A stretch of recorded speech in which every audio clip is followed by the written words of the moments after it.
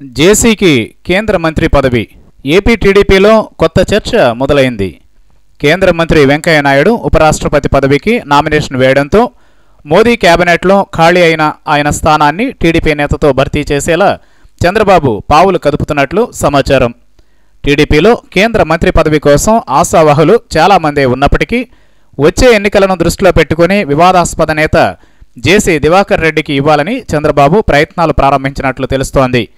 నిజానికి వెంకయ్య పేరు ఉపరాష్ట్రపతి పదవికి వినిపించడానికి ముందు నుంచే ఆ విషయం వెంకయ్యకు చంద్రబాబుకు కూడా తెలుసని, అలాంటి పరిస్థితి తప్పనిసరైతే సెంట్రల్ కేబినెట్లో జేసీకి స్థానం ఇవ్వాలని తలపోసినట్లు తెలుస్తోంది.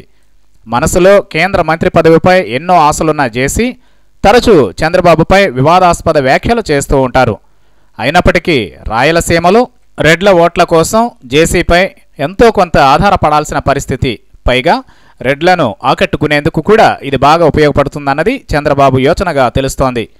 అయితే బస్సులో గొడవతో పాటు ఇటీవలే విమానయాన సంస్థలతో ఆయనకు ఏర్పడిన గొడవలు కాస్త ఆటంకంగా మారాయి. అందుకనే చంద్రబాబు ఈ గొడవను వీలైనంత తొందరగా సమసిపోయేలా చూసుకోవాలని జేసీకి సూచించారట. ఏం చేశారో ఏమో కానీ ఇండిగో సంస్థ ఇప్పటికే జేసీపై నిషేధం ఎత్తివేసింది. మిగతా సంస్థలు అదే దారిలో ఉన్నట్లు వినిపిస్తోంది.